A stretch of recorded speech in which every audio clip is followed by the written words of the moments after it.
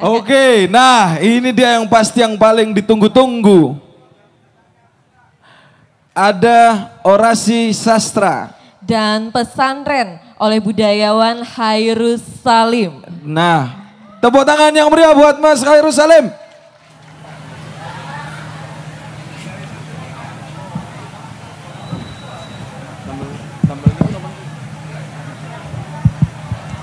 Assalamualaikum warahmatullahi wabarakatuh.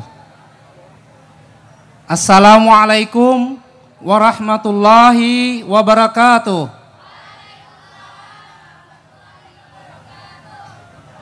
Hai. Hello. Hai. Hello. Ya.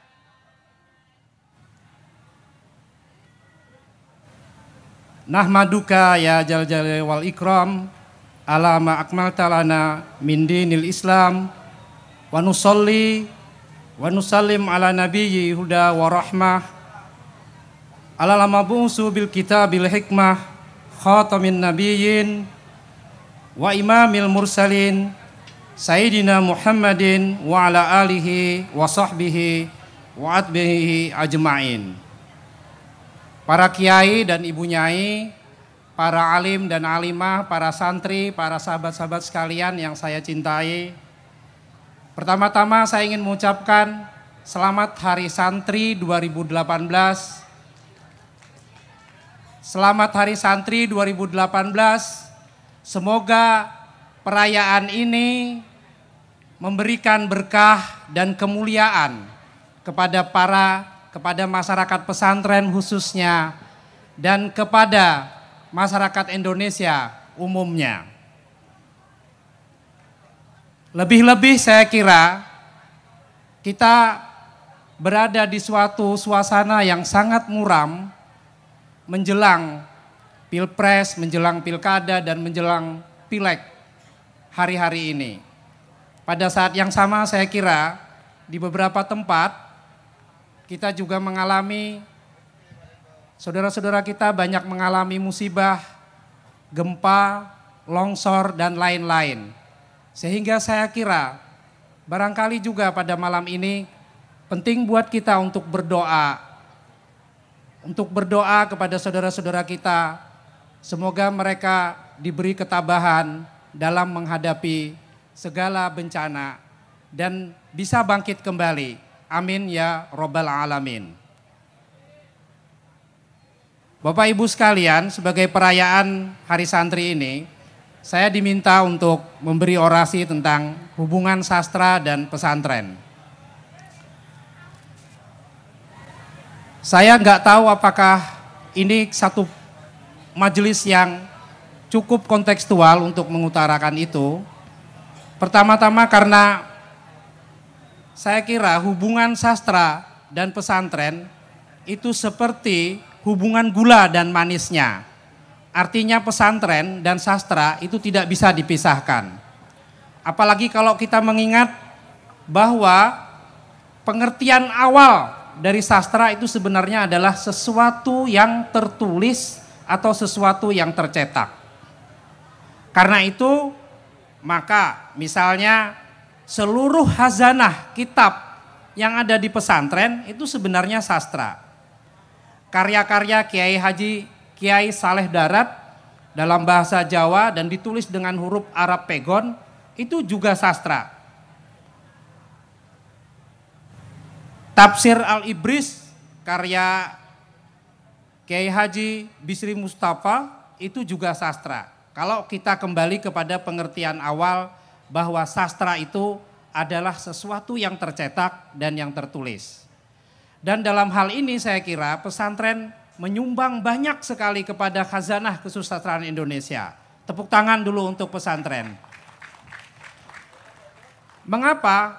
Karena dari dulu tidak pernah habis-habisnya orang pesantren menulis di berbagai bidang, di berbagai disiplin, baik di dalam khazanah keagamaan, sosial dan budaya, menjadi kitab, menjadi monograf, menjadi buku dan lain-lain. Termasuk menjadi karya sastra. termasuk yang malam ini ditulis oleh adik-adik kita, 100 puisi oleh para santri dari seluruh Indonesia, itu menambah barisan atau menambah khazanah bagaimana tradisi menulis sastra di pesantren itu tidak pernah habis dan mungkin tidak akan pernah habis. Kalau orang pesantren tidak menulis sastra atau tidak menulis lagi secara umum, maka sebenarnya itu berarti pesantren pun juga berarti sudah berakhir perannya, sudah habis perannya. Karena pada dasarnya seperti saya katakan di awal tadi, pesantren itu dan sastra dan tradisi menulis itu seperti gula dan manisnya, tidak bisa dipisahkan. Jadi begitu saudara-saudara sekalian yang terhormat. Nah, karena itu janganlah tidak aneh kalau misalnya banyak sekali nama-nama penulis itu berasal dari pesantren.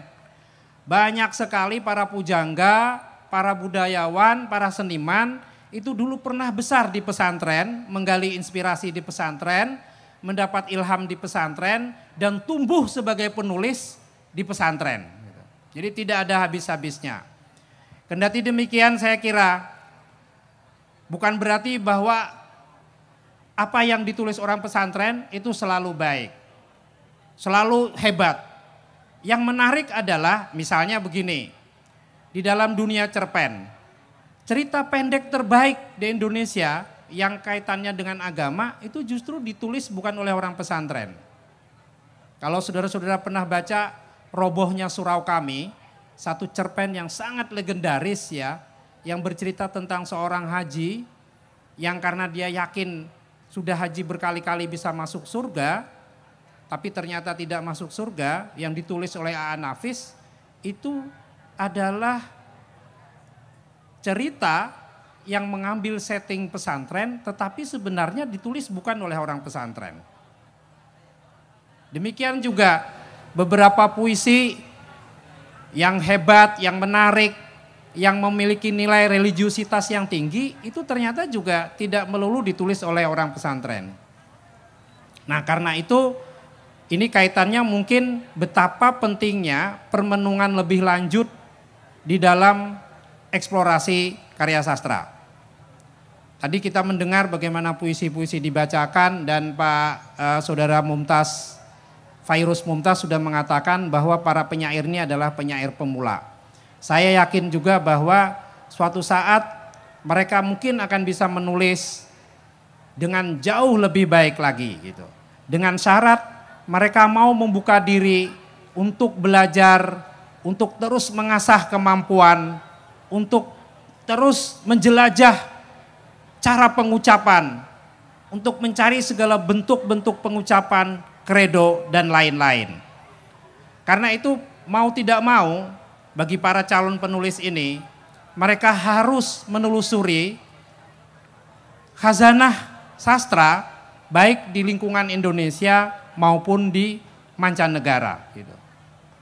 Mungkin lagi harus membaca karya-karya tempo dulu, jadi tidak harus yang kontemporer tapi tempo dulu pun juga penting dibaca. Saya ingin memberi contoh satu puisi yang ditulis mungkin tahun 1940-an, tetapi gemaknya sampai sekarang masih terasa. Puisi itu ditulis oleh seorang pangeran dari Kesultanan Delhi, bernama, ada yang tahu? Amir Hamzah. Dia menulis puisi berjudul Padamu Jua. Kalau Pramudia Anantatur pernah mengatakan bahwa menulislah, karena dengan menulis Anda merancang keabadian, maka inilah satu contoh puisi yang sangat abadi, yang dibaca kapanpun tetap relevan. Saya akan bacakan ya. Padamu Jua, habis kikis, segala cintaku hilang terbang, pulang kembali aku padamu, seperti dahulu. Kaulah kendir kemerlap, pelita jendela di malam gelap, melambai pulang perlahan, sabar setia selalu.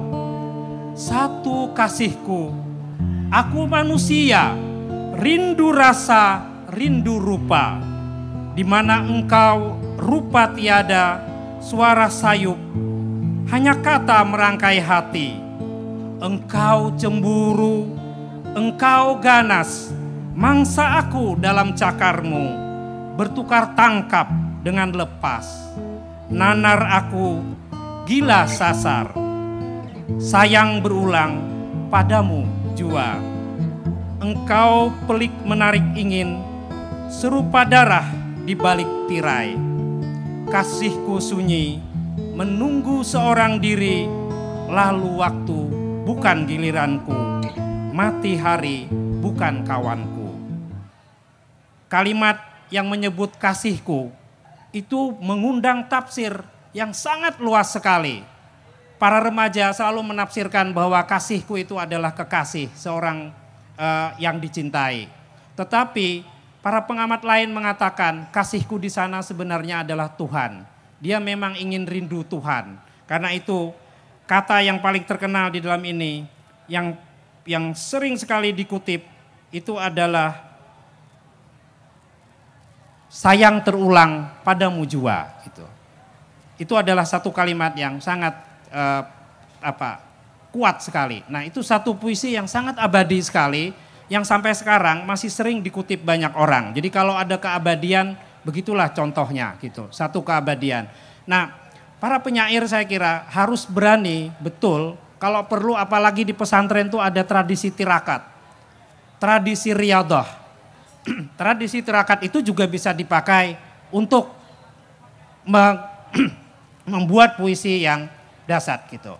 Nah, saudara-saudara sekalian, sebagai penutup saya ingin membaca satu puisi yang dibuat oleh Khairil Anwar berjudul Nisan. Puisi ini ingin saya bacakan untuk mengenang para korban bencana alam di berbagai tempat.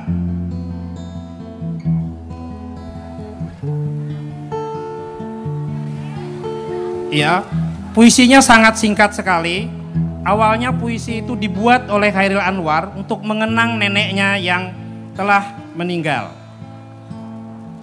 Nisan, bukan kematian benar menusuk kalbu, keridaanmu menerima segala tiba. Tak ku tahu setinggi itu di atas debu, dan duka maha Tuan bertahta. Jadi kematian hanya akan bisa kita terima. Kematian itu seperti tiba, karena kita hidup itu seperti jalan jauh, lalu ketika kita mati, maka itu artinya tiba. Karena itu Khairil mengatakan, keridaanmu menerima segala tiba. Tetapi ketika kita sampai pada tiba, maka bukan kematian benar menusuk kalbu. Jadi tidak perlu disedihkan. Demikian saudara-saudara sekalian, sebagai mungkin penutup untuk peluncuran buku ini, saya berharap bahwa sekali lagi secara umum pesantren meneruskan tradisi menulisnya di berbagai bidang, di berbagai keilmuan, termasuk juga di bidang sastra, termasuk juga khususnya kepada adik-adik tadi. Demikian, wallahul muwaffiq ila aqwamit thoriq. Wassalamualaikum warahmatullahi wabarakatuh. Waalaikumsalam warahmatullahi wabarakatuh.